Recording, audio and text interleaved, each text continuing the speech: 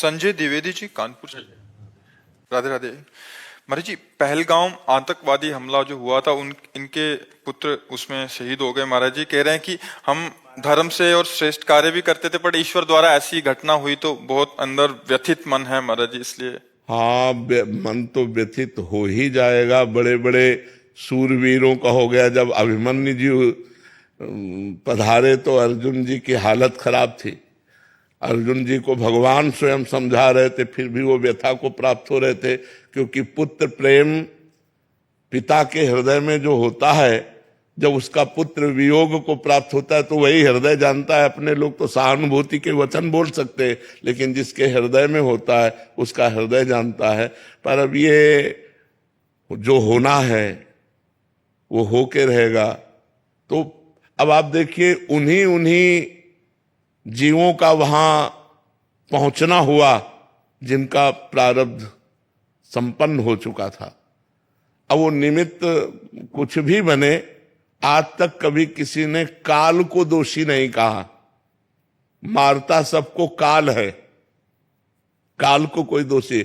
अब काल वो विविध रूप धारण कर लेता है, एक्सीडेंट, हार्ट अटैक या कुछ भी, जो भी, लेकिन आयु जब पूरी है तो वो पूरी हो जाती है। तो हमें लगता है, यद्यपि इस ज्ञान से हृदय का दर्द कम नहीं हो जाएगा, पर हमको ये ज्ञान धारण करना पड़ेगा कि जब जहां जिसकी जैसी हो भवतव्यता, तैसी बने सहाय, आप न आवे ताहि पे, ताहि तहां ले जाए।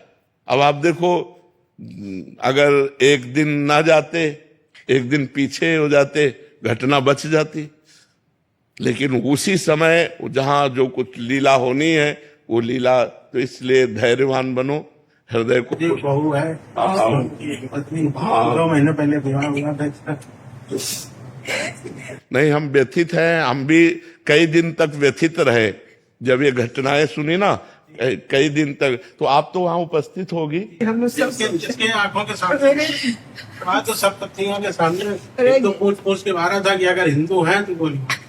इसके बगल में सब पूरा ब्लड से नहा गए थे। राधा राधा राधा राधा। बड़ी, वो तो दृश्य ही इतना भयानक होगा कि कैसे, मतलब 2 साल से हम भी आपके हम लोग भी वो 11 लोगों में से गए थे और पहले स्टेज पे पहुंच करके आपका कृपा चाहे जो भी हो,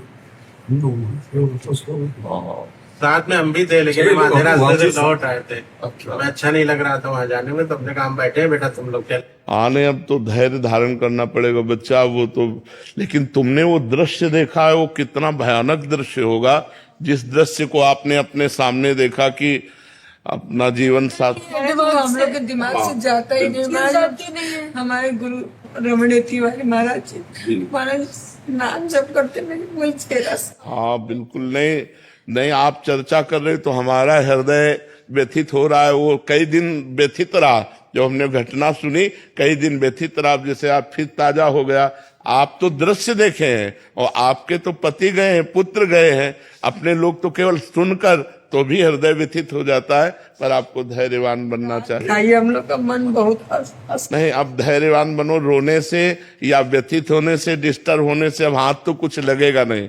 अपना स्वास्थ्य कमजोर होगा, अपना चिंतन बिगड़ेगा। इसलिए नाम जप करो, धीरे धीरे इस दुख को हटाने की कोशिश करो। यद्यपि बहुत कठिन है, हम फिर भी कह रहे हैं बहुत कठिन है। बड़े बड़े धर्मात्मा पुरुष व्यथित हो गए हैं इन कार्यों में। भगवान का 14 वर्ष का जो ही वनवास का कैकेयी जी ने दृढ़, तो भगवान के वियोग में दशरथ जी के प्राण चले गए। हा राम कह करके अपने प्राण। तो ये पुत्र प्रेम, जब लक्ष्मण जी को वो वीर घातनी शक्ति लगी तो राम जी चिल्ला चिल्ला के रो रहे थे कि अगर मैं ऐसा जानता तो पिता के वचन न मानता। तो भ्रातृ प्रेम, पुत्र प्रेम, ये ऐसे प्रेम है जो हमारे हृदय को व्यथित कर देते। पर हम भगवान से मनाएंगे कि आप लोगों को धैर्य दे, आप लोगों को सुख प्रदान करें और आप सुख पूर्वक जिए। आप इस तरह के चिंतन में अगर और बढ़ते चले गए तो डिप्रेशन में पहुंच जाएंगे, परेशान हो जाएंगे। अब थोड़ा हिम्मत कीजिए, धैर्य कीजिए। हमें भी हृदय से व्यथा है, पर अब उस व्यथा की पूर्ति कर नहीं सकते।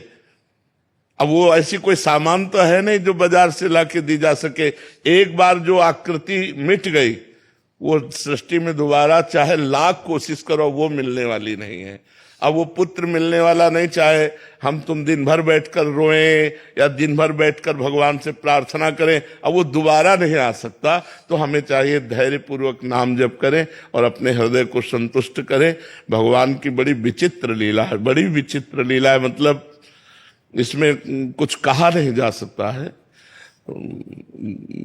चुनरी ला करके इस बच्चा को दो, इनकी माँ को दो, और धैर्य पूर्वक रहो, सुख पूर्वक रहने की चेष्टा करो। अभी तो तुम कल के नए बच्चा हो, पूरा जीवन पड़ा हुआ है तुम्हारा, धैर्य पूर्वक रहो।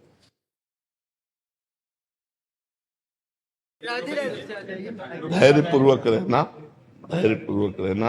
अब ये ऐसी कि किसी के हाथ की बस की बात नहीं है ना। अच्छे से रहो, अच्छे से रहो, प्रसन्न रहने की कोशिश करो।